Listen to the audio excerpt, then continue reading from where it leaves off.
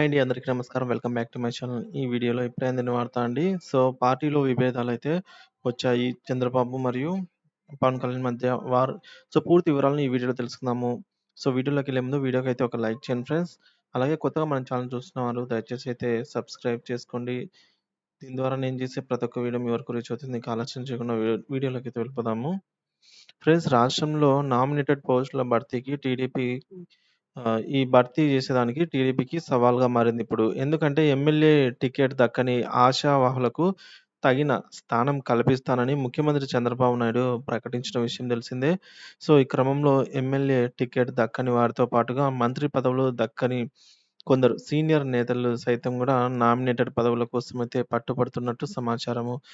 ఇక ఆశావహులు భారీగా ఉండడంతో నామినేటెడ్ పోస్టుల భర్తీ అనేది ఇప్పుడు కత్తి మీద సాములాగా మారింది.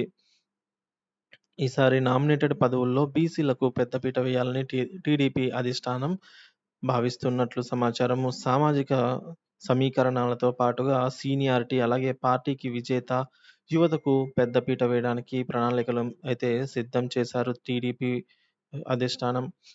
క్యాబినెట్ హోదా ఉన్న పదవుల కోసం నాయకుల చుట్టూ ఆశావాహులు ప్రదక్షిణలైతే చేస్తూ ఉన్నట్టు సమాచారము. ఇదిలా ఉండగా నేడు జరిగే పోలిట్ బ్యూరో నామినేటెడ్ పోస్టుల భర్తీపై తుది నిర్ణయం తీసుకుంటారని విశ్వసనీయ వర్గాల నుంచి అందిన తాజా సమాచారము.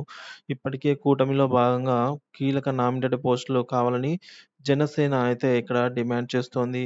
టీడీపీ అలాగే ఏపీఎస్ఆర్టీసీ, అలాగే ఏపీ ఎండీసీ, అలాగే ఏపీఐఐసీ, పీసీబీ, ఏపీడీసీ ఇలా శాబ్ చైర్మన్ పదవుల కోసమైతే నాయకులు పోటీ పడుతున్నారు. ఇక దుర్గా గుడి చైర్మన్, ఆప్స్‌కాబ్, అలాగే మార్క్ మార్క్‌ఫెడ్ పదవుల ఆ ఆశావహుల జాబితాలో రోజురోజుకి జాబితా అయితే పెరుగుతోంది. ఇదిలా ఉంటే కొందరు సీనియర్ నాయకులు చైర్మన్ పదవి కాకపోయినా టీడీపీ బోర్డు సభ్యుడిగా అయినా అవకాశం కల్పించాలని అయితే కోరుతున్నారు. టీడీపీ బోర్డు చైర్మన్‌గా టీవీ5 చైర్మన్ బీఆర్ నాయుడు పేరు దాదాపుగా ఖరారైనట్లుగా మనకైతే ఊహాగానాలు.